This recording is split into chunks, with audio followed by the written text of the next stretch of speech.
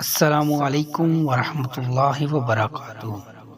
آج کا ہمارا سوال ہے، نماز باجماعت کے دوران اگر اگلی صف میں کھڑے کسی نمازی کا وضو ٹوٹ جائے اور اطراف سے نکلنے کا رستہ نہ ہو تو نمازی کیا کرے؟ کیا صفوں کو چیرتا ہوا نکل سکتا ہے؟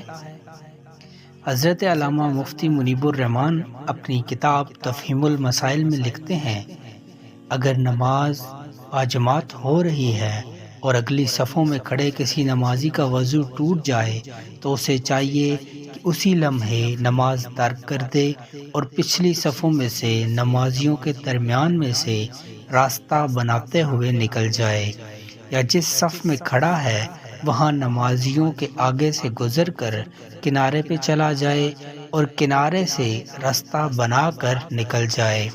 نمازی کو چاہیے کہ اپنی ناک پہ ہاتھ رکھ لے تاکہ دوسرے نمازیوں کو پتہ چل جائے کہ اس کا وضو ٹوٹ چکا ہے اور اسے وضو کرنے کے لیے پیچھے جانا ہے۔